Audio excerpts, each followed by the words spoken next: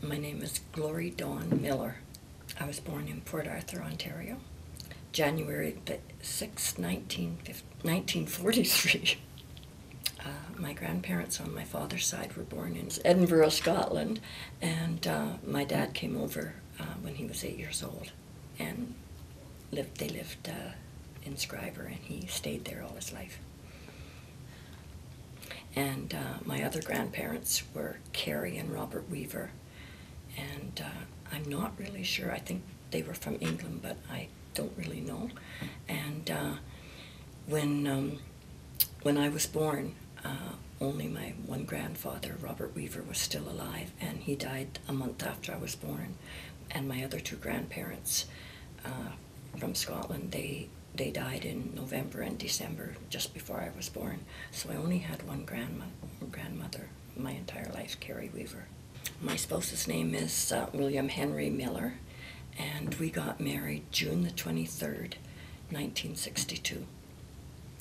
We actually met through a friend of mine, Lynn Sayers Fisher, and she was going, we were in grade 12 at school, and she was going with Barry Walsh, another Schreiber boy, and Barry and Bill worked as hostlers for the CPR, and Lynn was a call girl. She called the crews, and she quit school to do it. She started out just doing it as part-time, but she quit school before the year was over, and I used to go over and visit with her, and Bill and the rest of the crew would be there, and that's how I got to know him. I have two children, Rhonda Joyce Miller, and she's 49. She just turned 49 in May, and Gordon William Miller, and he'll be 48 in October. Very close together. Two grandchildren, they're Rhonda's boys. Jeremy, he just graduated Confederation College in electrical engineering, and he's already an apprentice with Hydro. And Jake Joseph, he's also in the same program, but he'll be doing his second year in September. I was a teacher, primary teacher, and kindergarten for 29 years, but I did teach grade 1 and 2 for a couple of years. I originally was hired at the Terrace Bay Public School when I did practice teaching there. That March and April for 6 weeks, they hired me then. So I was really lucky. I went back to Teachers College and I had a job, and I thought it was $2,800 a year. I thought I had won the lottery. I was so excited. And then I taught, I quit because I was expecting a baby with Rhonda, and you didn't teach in those days when you were pregnant, no maternity leave or stuff like that. You resigned. And then I taught grade 1 at the Schreiber Public School, and that was quite an experience because Gwen Hadley, who had taught me in grade 3 and 4, and Harold Ermel, who had taught me in 7 and 8. Harold was my principal, and I was on staff with them, and they always called me Glorie Dawn and made sure I knew what I was doing, and I'd already had 4 or 5 years experience by then, but it was really cute. And I had the privilege of, when Gwen Hadley retired, of being the one to present the gift to her. And I told a story. She ended up telling a story about me when I was in grade 3 and 4, and I was absolutely flabbergasted that she remembered, but she did. I had been sent out in the hall for talking, and Donna Slater was sent out with me. We were talking together, and there were plants. Gwen liked these plants all around upstairs in where her classroom was, and she had a Christmas cactus, and I said, I hate her stupid plant, and I bit bites in all the leaves. And then Donna said, she's going to notice, so she bit some too, so it looked, we evened it up, and we never let on. And it was years later when I presented the gift that she said, I have something to tell you about Glorie Dawn. She likes Christmas cactus. And I was so embarrassed, but everyone thought it was really funny. Oh, and then I taught at Holy Angels part-time Principal's Relief for Sister St. Timothy. And then they needed a kindergarten teacher half-time because one had quit at Christmas time. So I taught I got a contract from January to June, and it was at Holy Angels here, afternoons. And that led to full-time. And then they transferred me to Terrace Bay, where I lived anyways then. So, and that's where I ended my career. I volunteer for Northwest Hospice, and I have clients. I don't see people in their homes, but I go to the hospital, and I go and visit with groups of people in Wilkes Terrace, and I really, really enjoy it. I didn't really know there was such a need for that until after I lost my husband and I had nothing to do, and I started going down, and then I took the courses, and I really, really like it. I spend a lot of time there.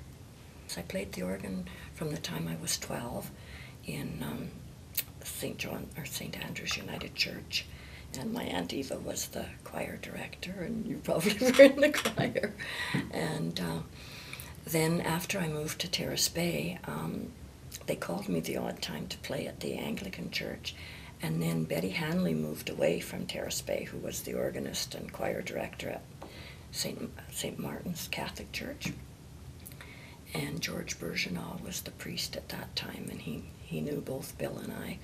Him and Bill had worked together after high school when he was in the seminary. And he used to come and visit, and one time there was a funeral, and he phoned and said, "You can play the organ, can't you?" And I said, "I can." And from then on, I started playing regularly Saturday nights for over 20 years, and in my own church played the piano at the Terrace Bay Gospel Assembly on Sundays. I went through CGIT, and then when Mrs. Byrne went, and Mrs. Cuthbertson, the bank manager's wife, they approached me and said, would I, because I had gone through CGIT, would I do it? And then Laura Riddell also joined us, and I did that for maybe 5 or 6 years. And I liked that too, working with the teenage girls. It was a challenge, but I liked it. I have a lot of them. One of the first ones, and I can't believe that my parents let a 6-year-old do this, but Barry Van Coonet lived next door to me, and he was a year or two older. And there was a circus coming to town, and it was at the ball field that was down by the roundhouse in Schreiber. And so he snuck me out of the yard, and I rode my tricycle, and he had a 2-wheel bike, and we rode over.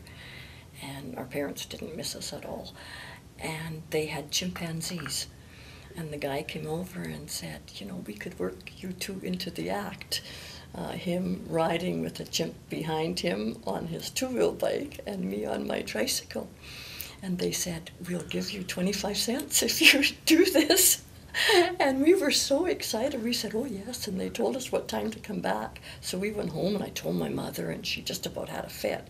She said, you're not going to be with some monkey? And I said, yes, and I want to dress up in my Sunday clothes. And so we finally convinced his mom and my mom, and we went over, and people took pictures and clapped, and I felt like I was a real star. And I remember my dad saying, Hollywood is just waiting for your glory. But I never had a career that way. But that was one of my favorite memories. And I brought this little shin plaster. I took music lessons from Ethel Smitherman for years, and every time we had an exam, a music exam, and passed, she would let us look in her husband's coin collection, and we could choose something. And Sandy Craigero and I had both taken the exam together and had both passed in that. And so we went over to her house when the results came in, and she said, you can pick whatever you want. And I said, I want that little tiny $25 bill. And Sandy said, it's only 25 cents, Glorie, pick something better, even a 50-cent coin.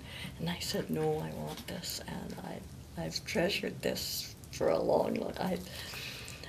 This little shin plaster, and my grandson Jake collects coins now, so he said, one of these days I'll give it to him. So, but this was special because I won it for passing my music exam. The fireworks were the 24th of May, the Queen's birthday holiday, was always a big, big event in our neighborhood. All the children would get fireworks. And Dorothy Slater and I, our dads, were on the West End run in Thunder Bay, so they used to bring really good stuff from Thunder Bay, and we all had our collections. And on the day, we'd wait till it got dark, and then we'd go in groups to everybody's house and watch the fireworks and hold our sparklers and cheer and yell, and that was a big special time, and I really remember doing that for years. And then the July 1st parades that the Kinsman Club used to put on. When I was really little, my mother I had a pram, and I used to take my cat Jasper and dress him in a bonnet and a bib, a doll's bib, and put him in, and he would actually go to the parade with me and be sleeping away. He was an old cat, and you just plunked him in and he didn't move.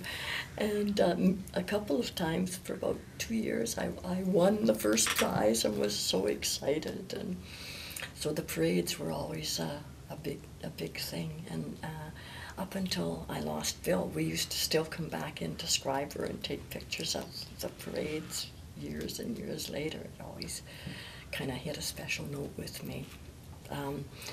Dorothy and Arlene Alcorn and Barbara Madge and Carol Holmes and Orme Harness, we all went to each other's birthdays, and the mums always wrapped pennies and nickels and dimes, and 1 quarter would be in the cake, wrapped in wax paper and baked right in the cake, and that always, I would be so excited. And one time I did get a quarter and thought I'd really hit pay dirt. And I used to always apparently go home, I still do like jelly, and I'd go home from the party and my mom or Dad would say, "And who was at the party?" And I'd always start with, "Jelly was at the party." And we didn't have loot bags in those days. They had these little tiny plastic baskets in pink and blue and yellow and green. They had a little handle, and you could put about 3 little mints or candies in them, and that was always our little take-home treat. And my mother's china cabinet had such a collection of all these baskets. But that was, special things that we did in those days. Well, we used to play outside an awful lot, and we'd go to the ball field, and sometimes we'd actually play rap-tap ginger on people's doors and that. Barry Van Coonet usually would be the instigator of that. But no, we'd play out a lot, and one of the things I really liked was cutouts. And Garrity's store and sometimes Chapels would get cutouts in, and whenever new ones came in, I would spend my allowance on cutouts, and I had all the movie stars, and we used to play cutouts all the time. That was a real favorite of mine to do. And I liked when he got new comics in at Garrity's. We'd go and stand for half an hour before we could decide where to spend our 10 cents on a comic book. And I bought comic books a few years ago for my kids, and I was shocked, for my grandsons, and I was shocked at the price of what they are today, because we thought 10 cents was a big investment in a comic book. And we would trade, and we used to play marbles a lot. And everybody that I knew there was some whiskey that came in a bag with a drawstring and a gold cord. And my dad did not drink at all. At Christmas, he would get a case of beer in for his friends, and they should say, "You don't have any rye or whiskey or anything else." No, because he didn't drink, and he never had it. And all my friends had these bags for their marbles and their alleys. And I remember I begged and begged, "Please go and buy that alcohol." But my Uncle Alec, he heard that I wanted this, and he came up with a bag. So I got my bag to play alleys with. But that was lots of fun too, and you know, we used to trade special ones, special colors or looked nice and that. Yeah, I liked playing alleys and hopscotch. And we used to play a game called Sevensies, where you took a rubber ball, a hard rubber ball, and threw it against a wall or a back shed or something. And there was something you did, sevens and then sixes and then fives. And it took me months and months to finish the whole thing and get down to one. But that was something we played too when we were little. And then when I got a little bit older, I babysat, and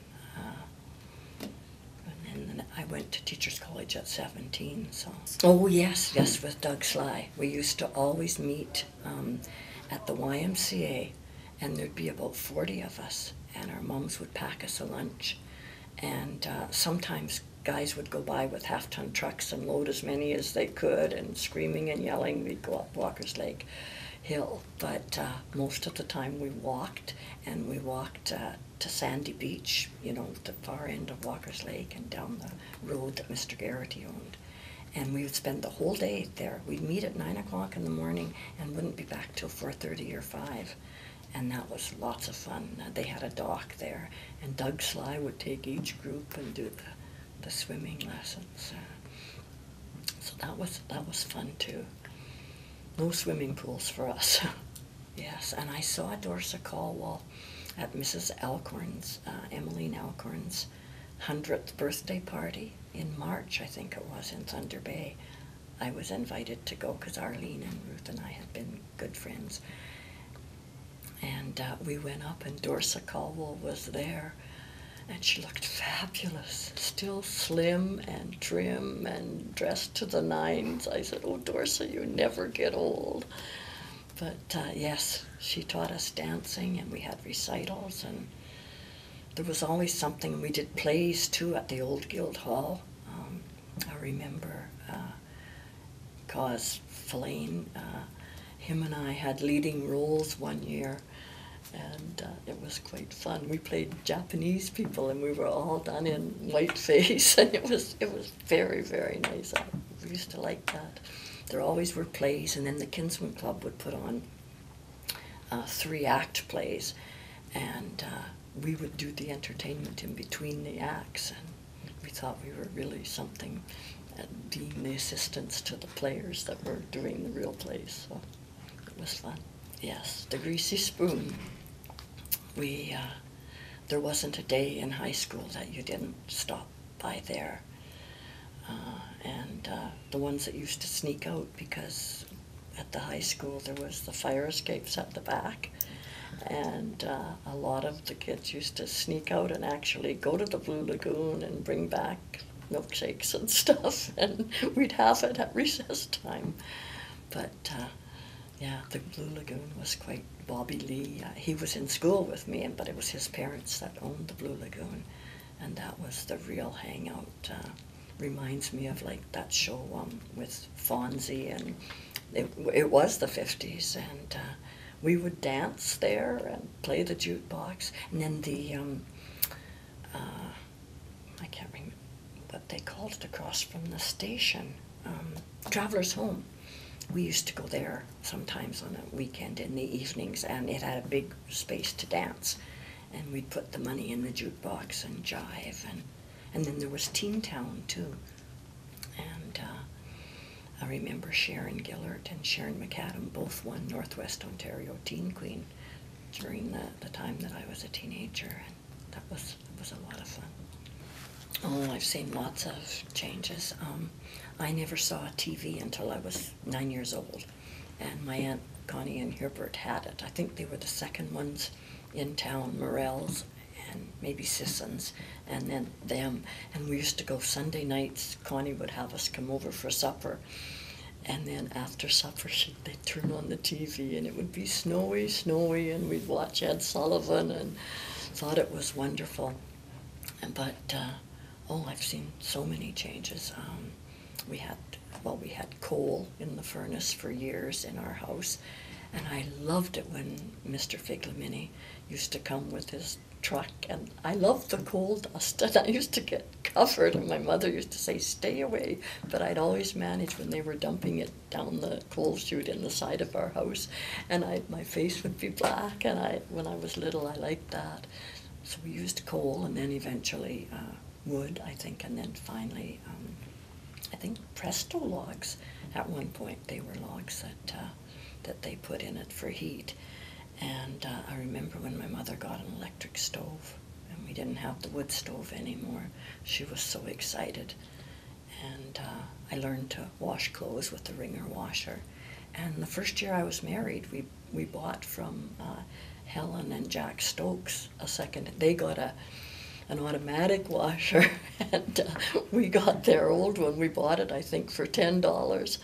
And I'd come home Friday nights from school, and we'd fill the big galvanized pail with water and sit it beside the wringer washing machine, and I'd do the clothes, and if it was fairly decent, hang them out that night and leave them till the next day. If not, hang out the next day, or drape them all in the little apartment. Our first apartment was $40 a month rent. And when we finally got a house in Terrace Bay, the house that I still live in, it was $75 to rent it. And then we thought, this is ridiculous, we're wasting money, we'll buy it. And it was $6,900.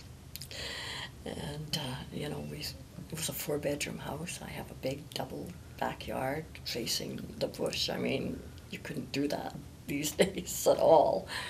And like all the technology,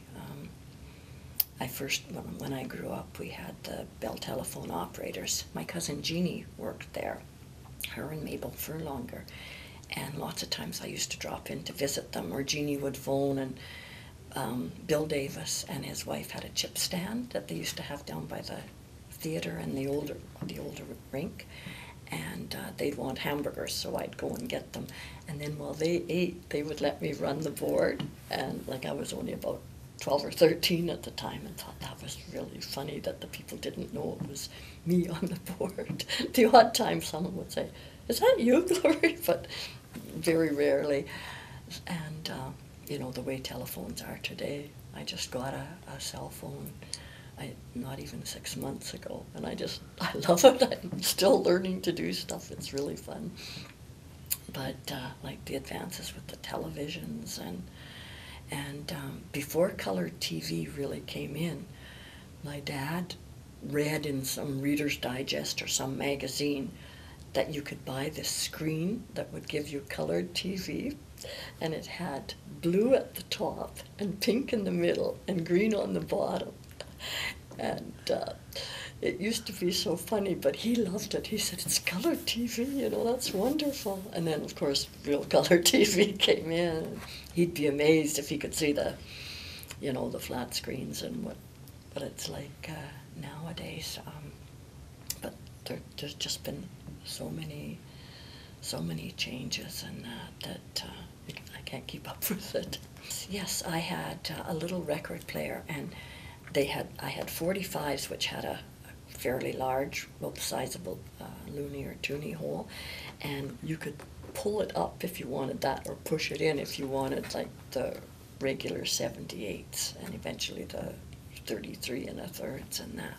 But everybody had the newest records, and I loved going to Thunder Bay. We'd go on the train and stay at the West Hotel on Simpson Street and with my mom and dad. And then we would walk down Victoria Avenue to Heinzman's music store. It was right across from the big Chapel store. And they had booths. You could pick your records and go into these soundproof booths and listen before you bought it. And I would save my babysitting money, and we'd make a trip to Thunder Bay, and I would blow it all on records. And then you'd listen to your friends, and I don't have that one. And that was lots of fun, the records. I love scrapbooking. And I started scrapbooking years and years ago, actually, right after I got out of Teachers College in 1962. And I used to, cut out things to put with our pictures in the album. And And my daughter got really interested in that, and her and I scrapbook together now all the time.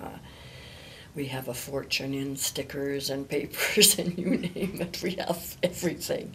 And that's something we still enjoy together. And I like playing the piano. I have a piano at home, and I still play in the church, not as often, because we have other people that do play piano. But yeah, that and visiting at the hospital, I don't know if you can call it a hobby, but that seems to be about it. I did knit. My mother taught me to knit. And once in a while I will make one of those funny little scarves with, the funny wool and knots and stuff. But I never was really good at it. My mother was a great knitter. She could make anything, and she did. She used to always knit for the church bazaars and stuff. And she'd have 40 pairs of mitts in every size. Socks, you name it. Oh yeah, I do like reading. I have a Kobo too, and I have lots and lots of books downloaded on it. I found I haven't had much time for reading lately, but in the winter more I read.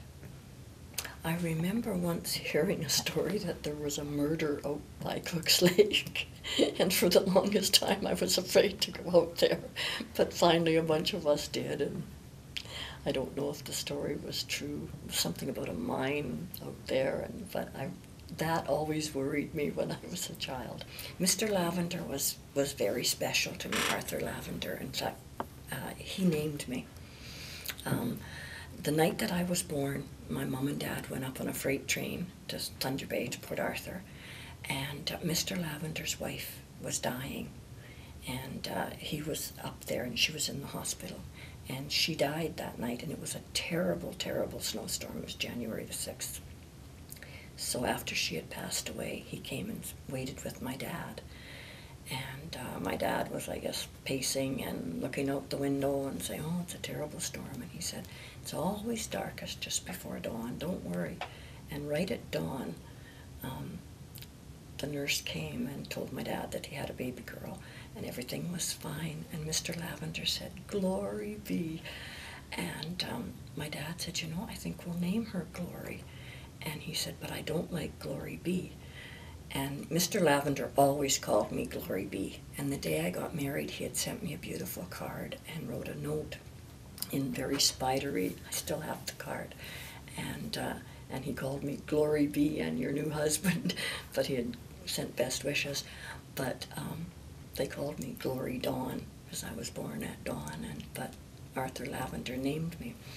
But when I was little, I'd go out in the backyard, and the lane went right up to the manse where Mr. Lavender and his sister came to live with him, Louis.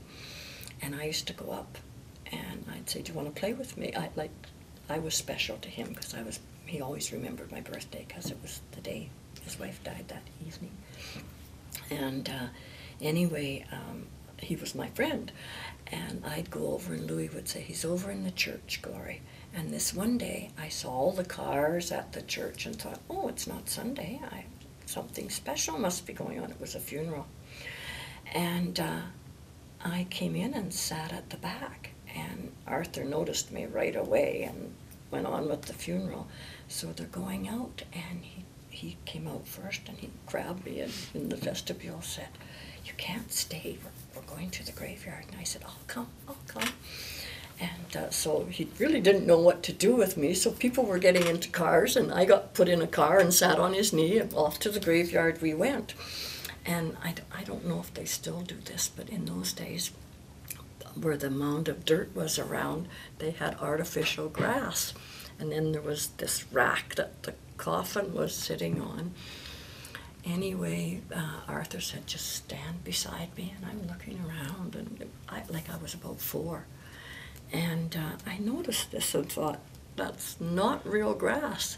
So I crouched down, and I said, "Look, Arthur, it's not real." And he went to grab me, and I fell under the rack of the coffin into the grave, the empty grave. and the pallbearers had to lift the coffin back. Oh, it was terrible. To this day, I don't know whose funeral it was, but I caused a terrible, terrible uproar. And I got the biggest spanking of my life. I don't think I could sit for days. My parents were horrified, and it was the talk of the town that Glorie Gordon had gone to a funeral and had fallen in. But that's a true story, and I never was allowed to go to the church unless my parents knew that I was going and nothing special was on. We're playing outside in my backyard, and my mother came out and she said, "I've just taken the pies out and they're cooled, and I need you and Dorothy to go up to the Boyd's house and deliver the pies." And of course, after my first escapade, we were warned, you have got to be on your best behavior. Don't you dare do anything inappropriate. And no, we'll be good, we'll be good.